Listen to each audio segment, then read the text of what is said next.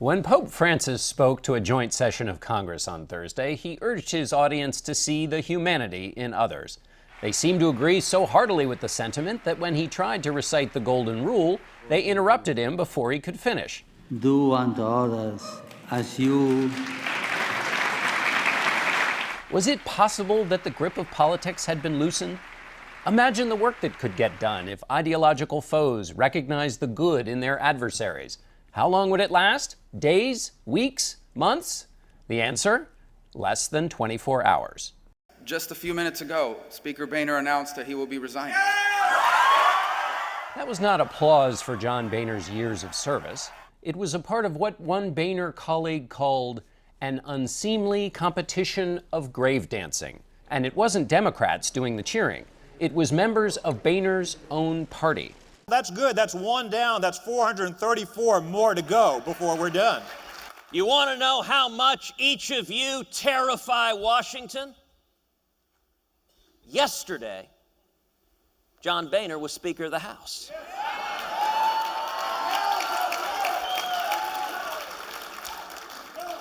Y'all come to town and somehow that changes. Congressman Steve Stockman tweeted, "It looks like Christmas is coming early this year. Speaker Boehner to resign from Congress in October." Congressman Ted Yoho told the Gainesville Sun, "It couldn't be a better day politically for us."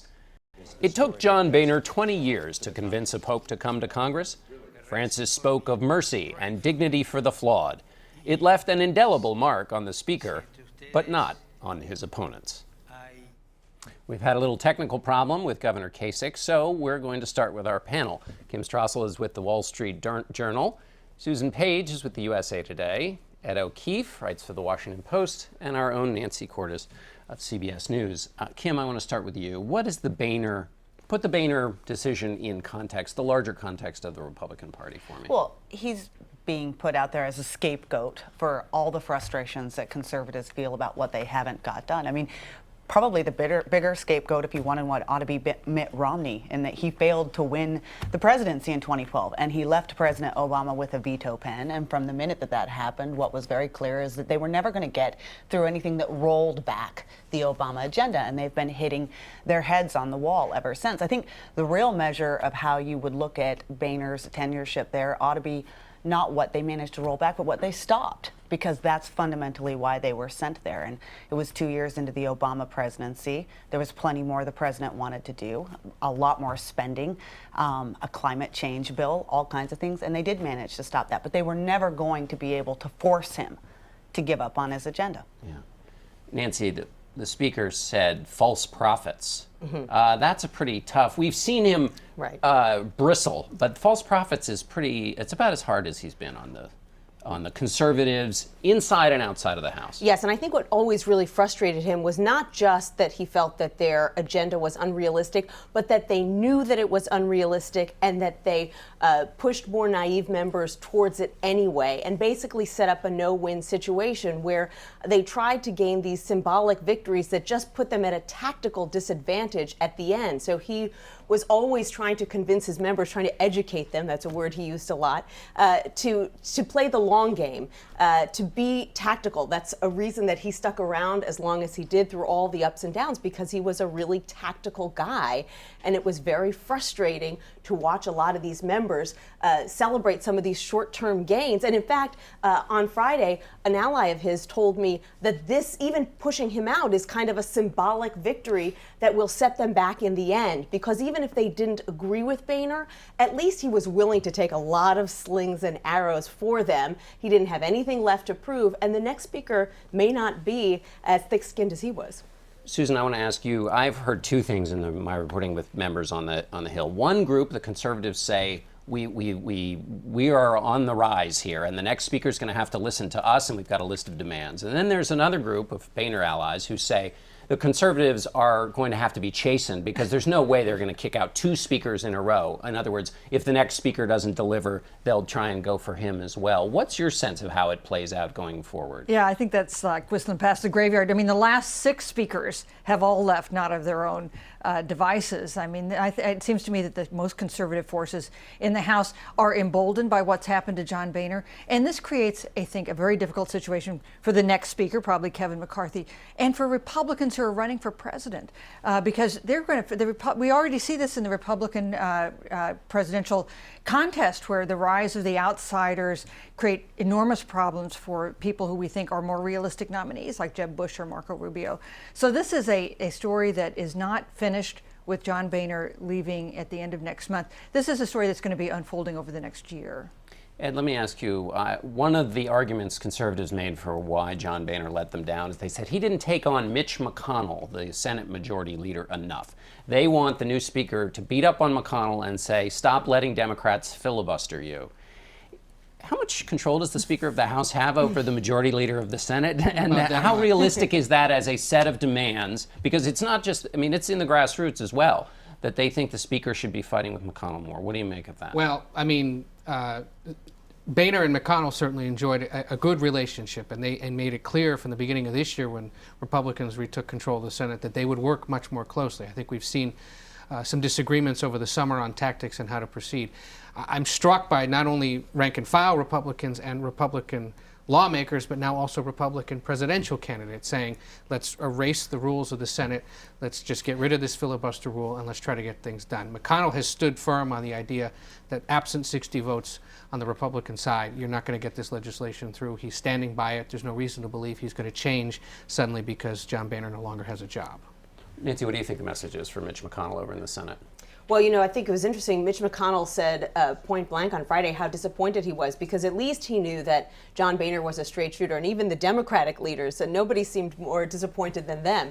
Nancy Pelosi, Harry Reid said it can't be overstated how much I am going to miss John Boehner because he had to wrangle this very restless conference, a multi-headed beast, if you will, and he never overpromised. He really said, you know, this is what I can do, and they're going to miss that. We now hear that the House Republicans are going to have this extended conference where they talk about, hopefully, not what leader they want, but what they want out of a leader. Because if they've got 2 brain cells to rub together, they're going to look at this and realize they can spend the next year beating their heads in the wall over whether or not they can defund Planned Parenthood, or they can decide that if they really actually want to get something done, they're going to pick the battles that they have and do the investigations that they can do and put out a message that is going to help them keep the House and keep the Senate and put a Republican in the White House, because that in the end is the only way they ever accomplish the things that they say they want to accomplish. But how did they do that, Susan, in a presidential context where, as we've been discussing, you have candidates out there who are running against that, just precisely what Kim outlined, and who will continue being what John Boehner called the false prophets? You know, the energy of the party is not behind the people who want to do that. Let's have a very sensible plan. Let's pick our fights. The energy of the Republican Party is let's battle. Let's call to arms, right? It's not worked for us. We aren't doing, we keep winning elections and we keep not getting the results that we want to see. So I think it is, that these forces have been unleashed. I think it is unlikely that if things are going to get done, it's going to be done in the next 30 days by John Boehner deciding, I'm going to pass some stuff that my folks may not like, to clean out the barn, as he said in his interview with you. I mean, does he go for a longer funding bill so you don't have a crisis on December 11th? Does he try to pass the infrastructure bill that's been stalled? Does he choose to do that, which he'll have to do with Democratic votes? I will say that Kevin McCarthy, who looks like he's most likely to be the next speaker, does probably have a better relationship with this crowd, the Freedom Caucus, if you will, than Boehner did, simply because generationally he's closer to them. He's only been in Congress since 2007, and he worked to get a lot of them elected. Yeah, as one member has told me, he doesn't have the scar tissue built up that Boehner has. All right, all of you, sit tight. We're going to have more from our panel, and we're going to get to Governor Kasich.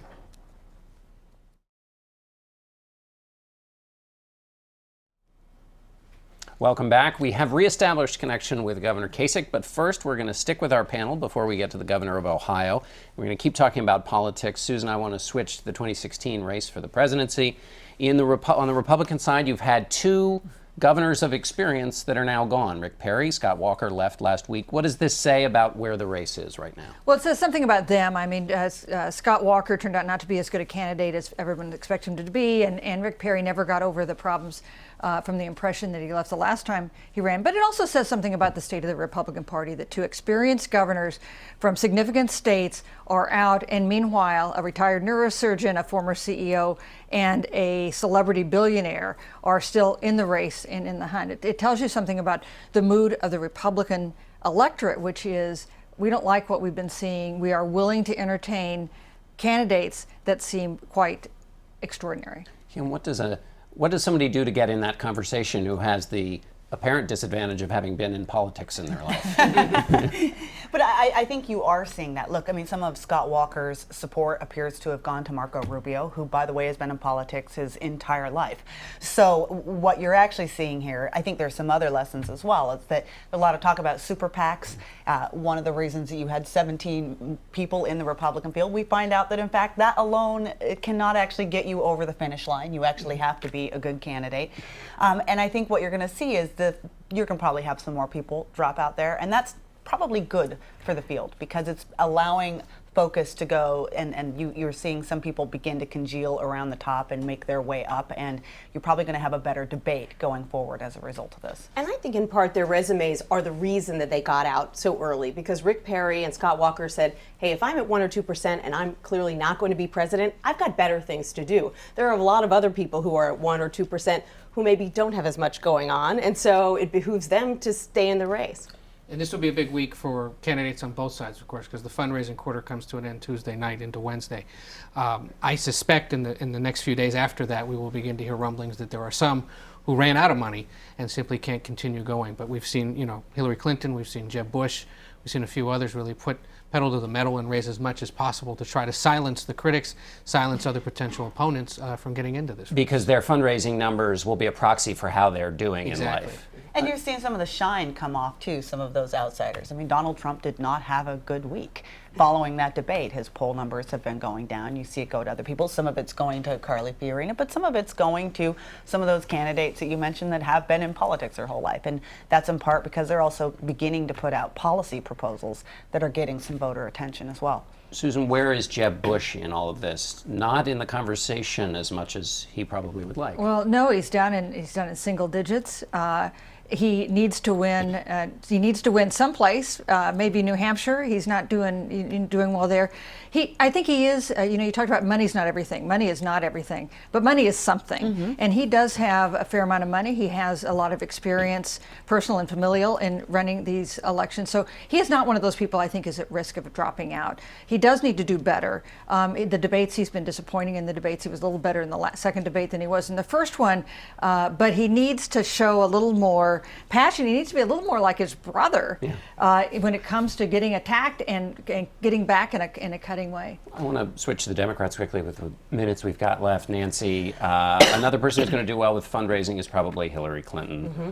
But more questions about email this week. What's the state of her campaign, do you think, at this moment? I think she's trying to talk about this as much as she can, sort of take some of the air out of the balloon. They found that when she wasn't answering these questions, it was making it look like she was stonewalling, like she had something to hide. So now she's answering more questions, and she's admitting that to a large degree this is now out of her control, which is something you never want to have to admit. If you're a candidate, you'd like to have everything be under your control, but the FBI inquiry continues. She has no control over that. The Benghazi committee is going to be calling her before them to testify next month. She has no idea what they're going to ask her or how that's going to go. And now the State Department and intelligence officials are starting to find more emails that she had not handed over. And there's some questions about when those emails were sent and why they weren't in the original batch. So, she's doing what she can, which is to answer the questions and try to move forward. But, it's definitely going to be an ongoing challenge for her throughout Election Day. Part of the reason why it's interesting that supporters of the vice president, Joe Biden, are still talking and preparing for the possibility that he'll get in. I mean, earlier today, Clinton saying he'll do whatever he needs to do. And, indications are that at some point next month, maybe as far as into November now, he will make a decision on what exactly he should do. Susan, what about Bernie Sanders and his campaign? We're always talking about how he's doing well, but I mean, what's his next stage for Bernie Sanders? Well, I think he's won the battle, but he may well lose the war. He's won the battle in that he's pushed Hillary Clinton to the left. He's helped define the conversation on the Democratic side, and it's a conversation more on the issues that he wants to push, like income inequality, for instance. But I think he continues to struggle with the idea that he is not a likely nominee, that the Democrats are unlikely to nominate someone who is the Democratic socialist from Vermont and 73 years old as their nominee, even if they're unhappy with Hillary Clinton. Kimberly, what's your sense of the Republican attack against, let's say Bernie Sanders is the nominee? There's a lot of sort of conventional wisdom like, oh, he'd be so much easier to attack than Hillary Clinton, but what's your sense about him as a target for the Republicans? He would be easier to attack than Hillary Clinton. I mean, a lot of his views really are out there. But Susan makes a very valid point that what he has done is articulate the main messages that probably any eventual Democratic nominee are going to make on income inequality, the war on women, climate change, the environment, and things like this. The interesting thing when you look at Bernie Sanders is the question of how many people out there in the party really are passionate about a Bernie Sanders bid versus how much of that is a protest vote against Hillary Clinton.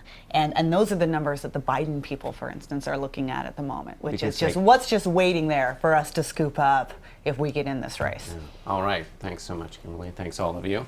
We'll be right back with Governor John Kasich.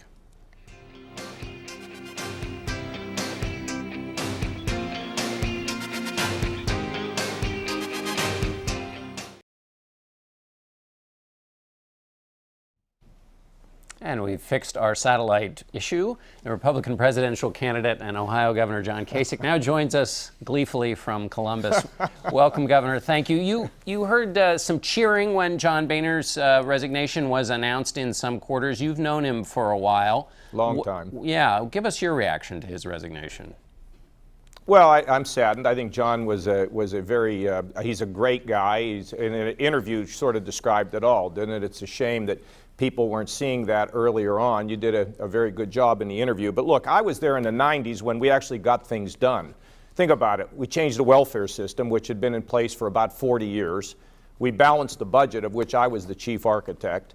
And we cut taxes. The economy was growing, and we were doing great. And when I left Washington, we had a $5 trillion surplus. And Boehner sat at the leadership table right next to me. And we pushed those things through, and that was some of the most productive time that Republicans or conservatives have had. Think about it. Balancing a budget, which people think is a fiction, reforming welfare, and cutting the capital gains taxes and creating economic growth. So, we need to reflect on his accomplishments then and his accomplishments in rising and becoming Speaker.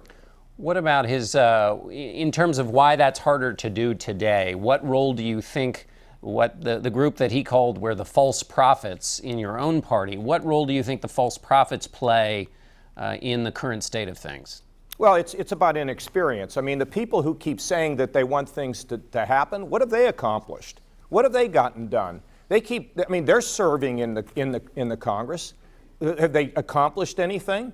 When I served there, we achieved things. I achieved things. I was a reformer. I've been a reformer all of my lifetime. As you know, I shake up the system all the time. You know how much reform and change it took to balance the federal budget? I mean, I stepped on more toes than you can imagine. Coming to Ohio and reforming things out here, this state was about dead. Now we're doing well. People didn't think I could do it. You know how much we had to shake up? And so a lot of the people who are doing the complaining and saying, why isn't anything getting done? Maybe they ought to look in the mirror. What have they accomplished? I mean, are they just speech makers? Are they just people out there yelling and screaming? But John, I have to disagree with your panel. When I travel around this country, and I was just in South Carolina, I was in New York, in Boston, in Iowa, you know what? No, maybe people are yelling loud, but at the end of the day, people are now beginning to say, what can you do, Governor, to bring people together to accomplish things? So sometimes you hear loud voices out here they're the ones that get the attention and get the headlines. But I got to tell you, at the end of the day, I believe the Republican Party will pick somebody who is a reformer, who is a change agent, but who has accomplished things and have experience. So all these people yelling and screaming, you ask them, what have you accomplished for the time that you've been in public office? Be an interesting question, wouldn't it? It would, and we appreciate your help there on the question asking front. Let me ask you this, though. Two of the people who are now out of the Republican race, they did stuff. Governor Perry, Governor Walker. They had accomplished things. They had experience. They are no longer able to run for president. So what does that say about the climate in which you're trying to make the case that you just made? Well, there's three things you need to be president, in my opinion, said by a smart Democrat. One, you got to have issues. Two, you have to have vision. And three, you kind of have to be likable. You got to have at least two of those three. And, you know, I think in regard to Scott Walker, he'll come back. He may be president someday. They just kind of got over their skis. They spent a lot of money and they ran out of money. You got to husband your resources. But what I have found, as you know, my campaign has gone on for slightly more than just 2 months, John. And you know, I'm in the top tier in New Hampshire. I'm beginning to rise in Iowa. So if what I'm saying is not true, then I should be getting out of the race, which I am not, because I think we're making really good progress in connecting. But remember, people want change. They want reform. They want to see something done. But just carping about it and whining about it and making speeches about it doesn't get it done. America needs to solve problems. You know, in some ways, it's even a national security issue. When the world looks at America being unable to solve problems, they kind of laugh at us, and then they worry, is America failing? We need to be able to solve problems in this country and send a message to the world. Let me follow on that theme. So there are now two groups, insiders and outsiders, sort of running in the 2016 Republican field. You've worked both in the public sector and the private sector. Those who are coming from the private sector who are running, are they making unrealistic promises about how they can come into office and just sort of whip it all into shape with their private sector know-how?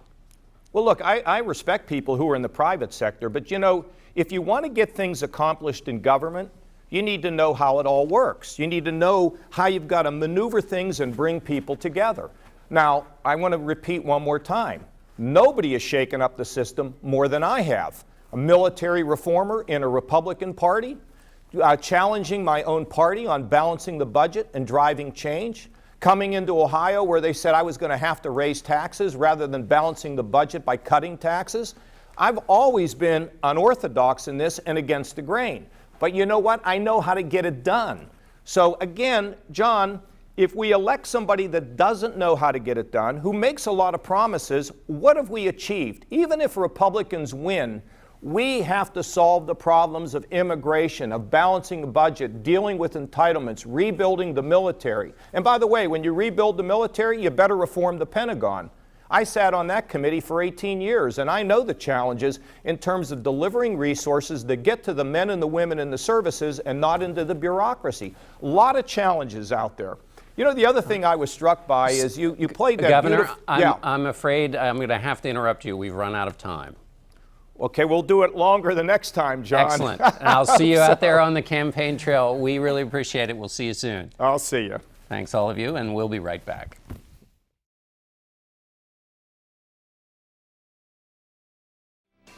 Before we go today, we want to congratulate one of our own. CBS News editor Mike Faulkner is celebrating 30 years of working for Face the Nation. Mike, we appreciate everything you do. Thank you. For Face the Nation, I'm John Dickerson.